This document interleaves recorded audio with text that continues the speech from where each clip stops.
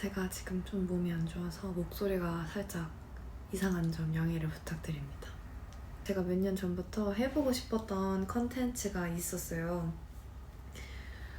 제가 좋아하는 말 중에 나의 세상이 넓어진다 라는 말을 저는 되게 좋아하는데, 되게 우리 사람들은 각자 개개인의 고유한 세상을 가지고 있고 각자 자기만의 세계를 가지고 있고 자신의 세상을 넓혀준 사람을 잊을 수 없다고 해요.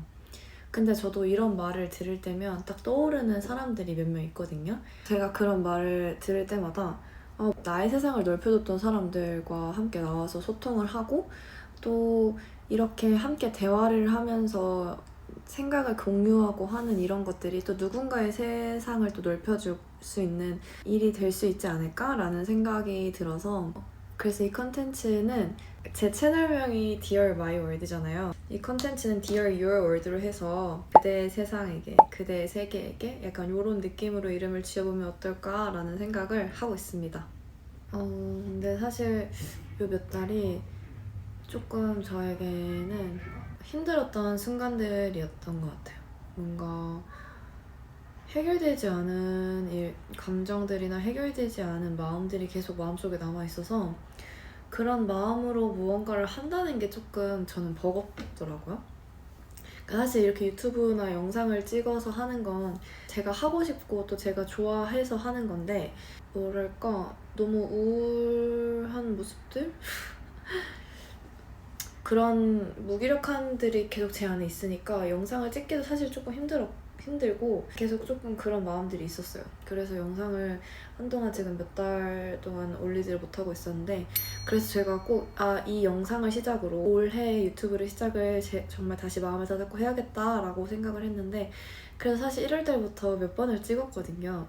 근데 계속 뭔가 제가 생각한 것과 좀 다르게 되는 것 같아서 어떻게 해야 될까 생각을 하다가 지금 다시 찍고 있습니다.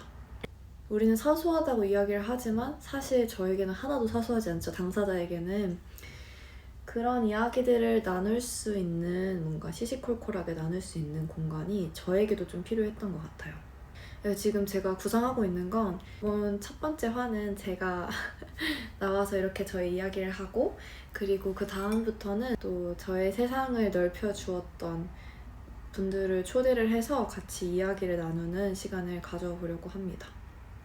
안 좋은 일은 한 번에 일어난다는 말을 정말 처음으로 제대로 체감을 했던 게, 제가 개인적으로 또 힘든 마음들이 있었지만 갑자기 일도 안 좋아졌고, 근데 또 막 갑자기 집에 냉장고가 고장이 나고 고데기가 고장이 나고 막 청소기 고장 났고, 저 그리고 진짜 오랜만에 네일 아트 했거든요.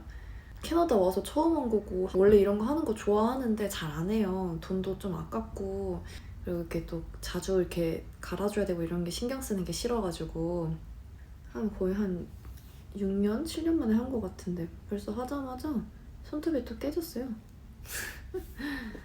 참 그렇더라고요. 그래서 냉장고가 고장이 나서 냉장고에 있는 음식들을 다 빼가지고 마침 그래도 캘거리가 다시 추워져서 밖에 내놨는데 또 베란다 문이 얼어버려서 음식도 아무것도 꺼내 먹지 못하고 있고, 참 웃겨요. 근데 제가 한동안 되게 부정적인 감정이 엄청 빠져 있었거든요. 근데 딱 이런 걸 한 번에 딱 겪으니까 느껴지는 게, 근데 너무 부정적으로 지냈었다, 너무 모든 걸 다 부정적으로만 생각을 했었다는 게 갑자기 확 체감이 되면서, 이제 진짜 다 좋은 일만 생기려나 보다. 이제 진짜 다 좋아질 일만 남았구나, 좋아질 일만 생기겠다, 약간 이런 생각을 하게 됐어요. 근데 그러다 보니까 제가 마음속에 해결되지 못했다고 느꼈던 문제들도 자연스럽게 뭔가 내려놓게 되고, 이제 그게 저의 삶을 뭔가 더 이상 가로막지 않을 수 있겠다라는 생각을 좀 하기 시작했어요. 그래서 사실 이 영상을 다시 찍고 싶었어요. 왜냐면 아직 그때 찍었던 영상에는 아직 힘들었던 마음이 그대로 남아있어서 그 영상을 그대로 쓰고 싶지가 않았어요. 2026년을 처음 시작하면서 보통 이제 새해 때는 막 새해다, 막 이제 또 올해 열심히 살아야지, 약간 이런 새해 다짐들 같은 거를 하잖아요. 근데 올해는 이상하게 유독 그냥 뭐 또 다른 내일일 뿐인데 뭐 하면서 별 진짜 아무 생각 없이 지나갔고, 저는 이제 올해 생일이 지나면 진짜 만으로 딱 30이 됩니다. 30. 저한테는 27살이라는 나이가 되게 완전한 숫자처럼 느껴졌었어요. 되게 모르겠어요. 어렸을 때부터 27살 언니 오빠들을 되게 존경했었고, 27살이 되면 나도 되게 멋있는 어른이 되어 있겠다라는 생각을 했었는데, 27살에 저는 이제 캐나다에 막 온 사람이었고, 근데 진짜 신기하고 또 감사하게도 그 제가 존경하던 그 27이라는 숫자를 만 나이로 바뀌게 되면서 두 번을 경험할 수 있게 됐어요.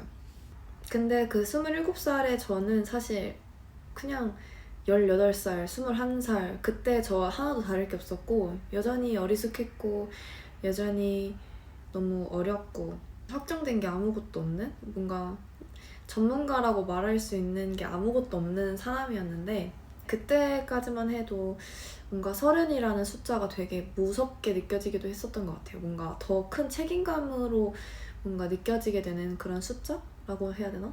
많은 사람들이 그때는 자리를 잡고 뭐 결혼도 하고 뭐 그렇게 사는데, 아 내가 그때가 되면 그렇게 할 수 있을까? 그때까지 나는 그렇게 되어야 할 텐데 라는 어떤, 저도 저만의 그 나이의 틀에 되게 갇혀 있었던 것 같아요. 근데 막상 몇 달 뒤면 저 30이거든요? 근데 하나도 이제 그런 마음이 없고, 그냥 오히려 앞으로의 제 시간들이 훨씬 더 기대가 되는 것 같아요. 30살의 나의 모습도 되게 기대가 되고 너무 좋을 것 같아요. 할 수 있는 게 더 많아질 것 같은 느낌?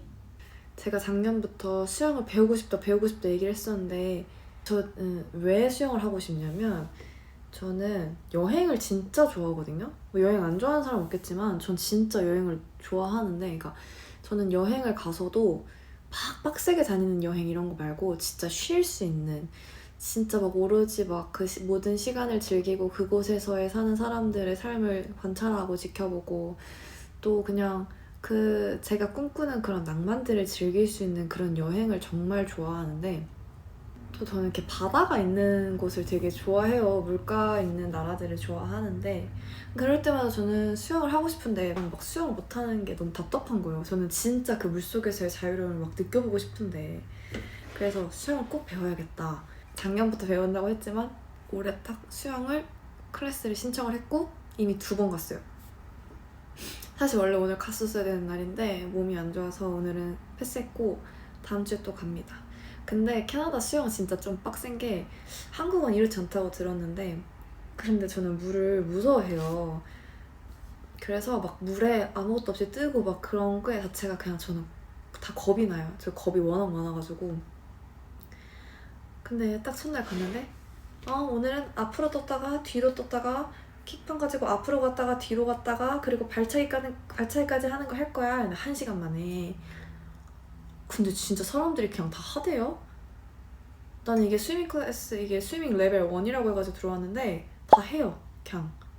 그래서 엥? 하고 저도 그냥 막 몸에다가 물을 던지고 막 배영하라 그래가지고 막 킥판 끝났고 막 뒤로 눕고 그랬는데 막 저는 너무 무서운 거예요. 진짜 그날 첫날 코로 물을 한 1리터를 제가 마시고 온 것 같은데 근데 이제 막 옆에 있는 친구가 그냥 해봐 너 할 수 있어 해 막 계속 그러길래, 그래 그냥 해야지 뭐 어떡해 여기까지 왔는데.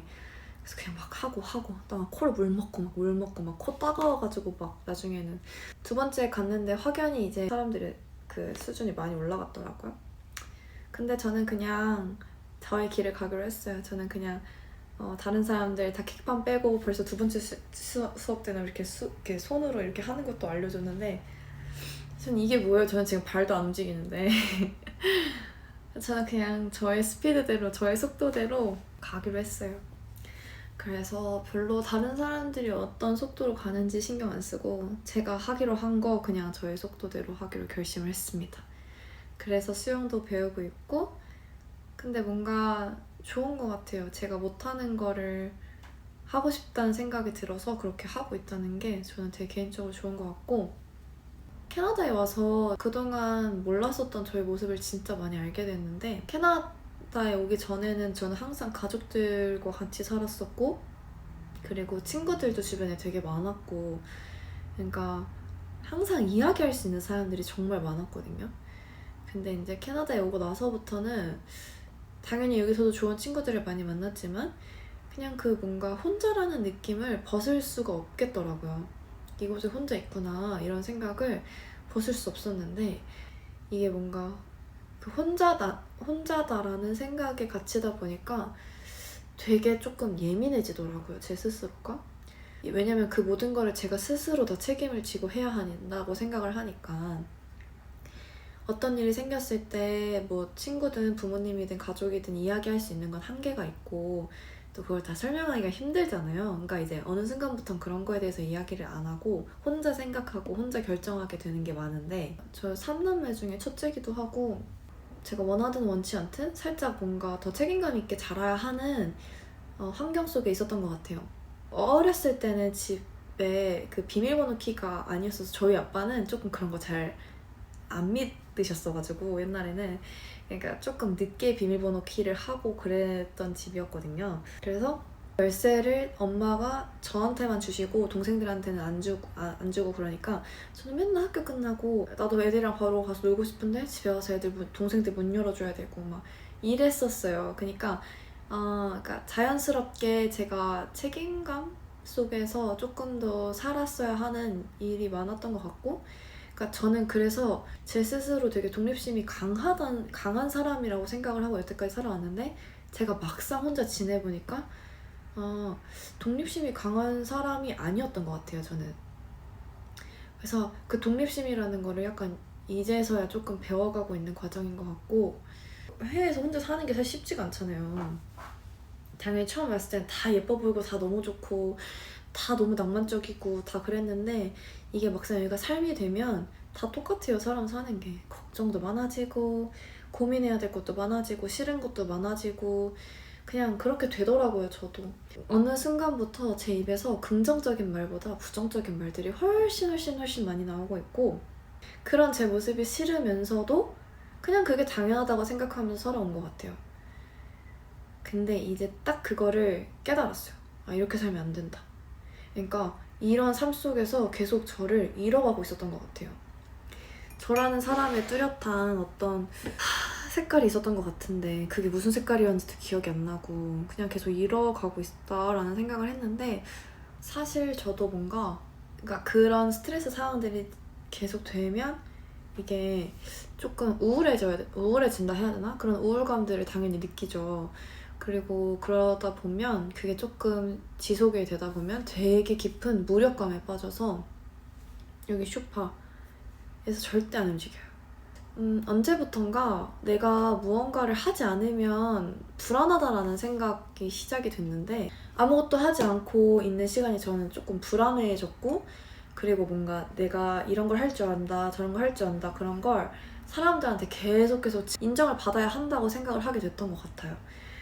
그래서 그런 거에 대한 부작용으로는 쉰다는 게 무슨 느낌인지 어느 순간 뭔가 잘 알지 못하게 된 것 같고, 그리고 제가 정말 가깝다고 생각했던 사람들, 그리고 제가 정말 마음을 주었던 사람들에게 듣는 말 한마디 한마디에 되게 자주 무너지더라고요. 그러니까 그 사람들이 하는 평가나 그 사람들이 저에 대해 하는 말이 저의 전부가 절대 될 수가 없는데, 그냥 그런 말들에 계속 무너지고 힘들어하는 저의 모습을 보면서 뭔가가 잘못되긴 했다라는 걸 계속 느꼈던 것 같아요.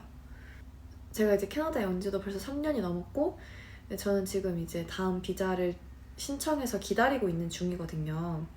그 비자를 기다리는 게 생각보다 시간이 엄청 오래 걸리더라고요. 원래 6개월 안에 나온다고 했는데 벌써 8개월째예요. 그니까 이게 막 미치겠어요. 비자가 신청 중에 있는 상황이라서 제가 여기서 일을 하거나 살거나 하는 거에는 아무 지장이 없지만 캐나다 밖을 나갈 수가 없어요. 나갈 수 있지만 들어올 수가 없어요.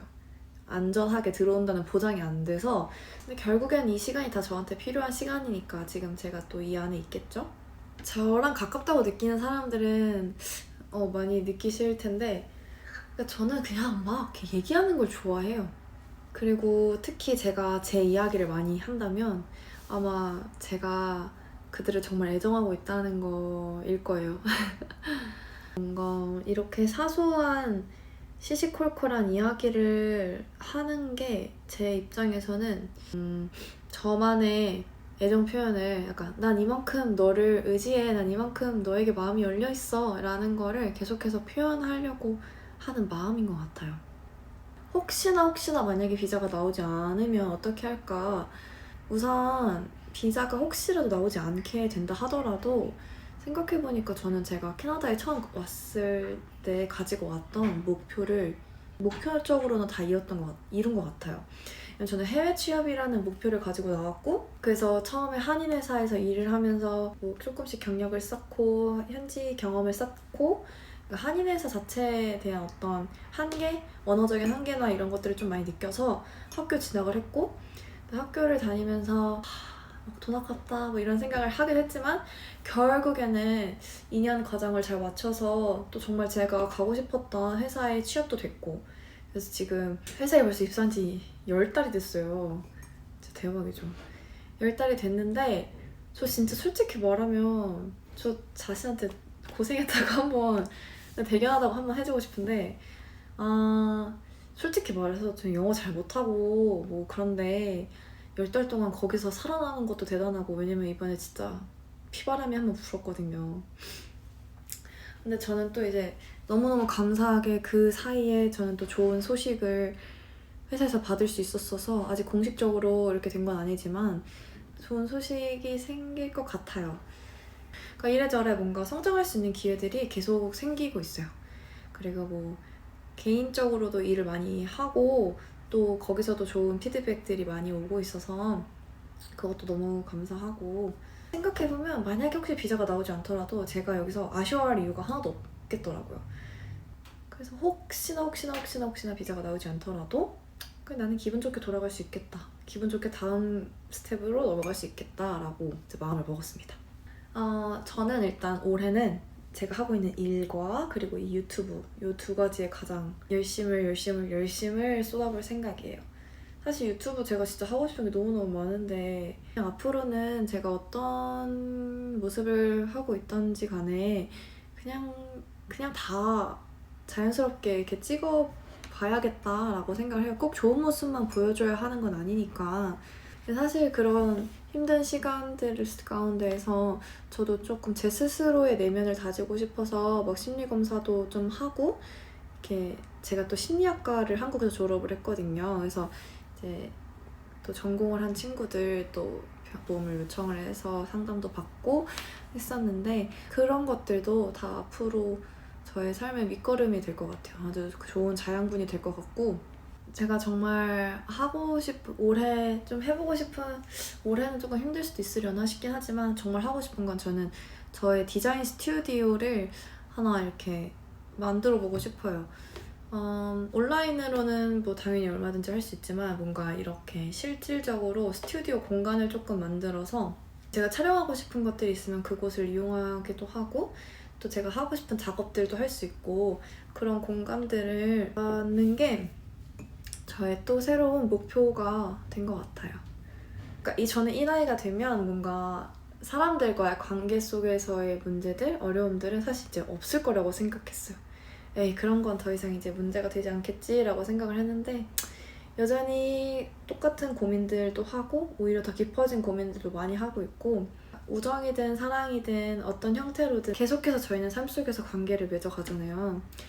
근데 제가 느낀 게, 그러니까 사실 저는 제가 하고 싶은 대로 되지 않았던 적이 많지 않았던 것 같아요. 그래서 뭔가 내가 무언가를 포기해야 되는 거를 크게 경험해보지 않았었는데, 이번에 그것도 좀 많이 느낀 것 같아요. 안 되는 거는 억지로 붙잡고 있는 게 아니라 포기할 줄도 알아야 하는 거구나. 그것도 조금 많이 배웠고, 그래서 그 마음을 먹으니까, 그러니까 저는 그 포기라는 게 제 인생에서 완전히 잃는 거라고 생각을 했는데, 뭐 잃는 거라면 잃는 거일 수도 있겠지만 또 그 포기를 함으로써 저에게 얻어지는 것들, 오히려 더 값진 것들이 얻어질 수도 있으니까, 그렇게 생각을 하기 시작하니까 굳이 안 되는 거를 억지로 애써서 나를 갉아먹으면서까지 붙잡고 있지는 말자. 만약에 이 시간이 지나서 내가 조금 더 괜찮아지면 나는 그때 진짜 완전 너무 다 괜찮을 거잖아. 약간 이렇게 생각을 하다 보니 안 좋을 게 없네. 약간 이런. 그러니까 포기가 아니게 되는 것 같아. 그냥 오케이. 약간 이렇게 되는.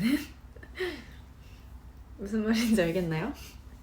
앞으로도 저에게는 제가 알지 못했던 저의 모습들이 정말 많이 나타나기도 하겠죠? 생각보다 저는 불안한 부분들도 좀 많은 사람인 것 같고 아무렇지 않은 척했지만 아무렇지 않지 않았던 것들도 되게 많았어요. 그래서 저는 이제 그냥 괜찮은 척을 하지 않으려고 해요.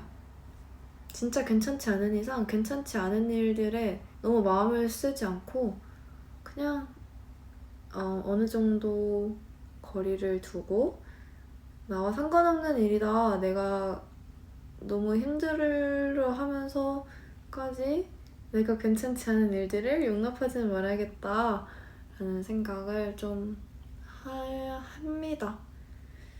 그래야 제가 조금 더 다정한 사람이 될 수 있을 것 같아요. 내가 통제할 수 없는 일들까지 막 스트레스를 받으면서 이거 어떻게 해야 되지? 이거 어떻게 안 되나? 막 이랬었는데 그러다 보니까 저만 힘들더라고요. 그러니까 통제할 수 없는 건 그냥 오케이 안녕 바이 약간 이런 사람이 되고 싶어요.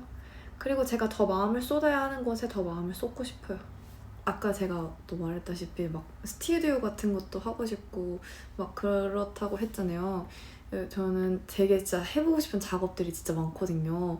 사실 지금 진짜 꿈꾸고 있는 건 진짜 목표로 하고 있는 일이 있는데 그건 아직 너무 준비하고 있는 중이라서 말씀을 드리기 어렵지만 제 나름대로는 저의 다음 목표를 위해서 열심히 어떻게 하면 갈 수 있을까를 계속 고민을 하면서 제가 할 수 있는 것들을 하고 있는데 혹시 공간 디자인을 하시는 분이나 사진이나 영상에 관심이 많으신 분들이 있으시다면 혹시 저와 친구 해도 괜찮다고 생각하시는 분들이 계시다면 좀 다양한 작업들 같이 도전하면서 해보고 싶은 분들이 계시다면 알려주세요. 제가 친구를 걸게요. 저 진짜 하고 싶은 게 진짜 많거든요. 그래서 함께 뭔가 같은 마음으로 할 수 있는 친구를 찾고 싶어요. 저의 바람은 비자가 한두 달 안에 나와서 한국을 후다닥 갔다가 가서 좀 쉬고 힘도 받고 그렇게 다시 돌아와서 열심히 또 일을 하고 또 저의 일도 준비 계속 해가지고 올 여름이나 가을쯤에는 다시 유럽으로 잠깐 가서 제가 꿈꾸던 일이 꼭 되었으면 좋겠어요. 그때는 수영을 할 수 있다면 또 어느 해변가에서 수영도 좀 하고 있고 너무 두서가 없었죠? 저도 근데 그냥 이런 이야기를 하고 싶었어요.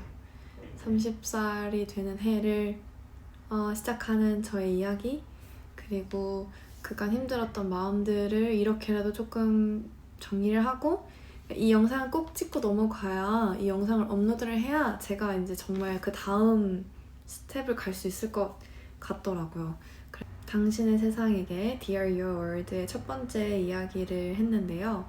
오늘의 저의 이야기가 누군가에게 도움이 되었을 수도 있겠죠?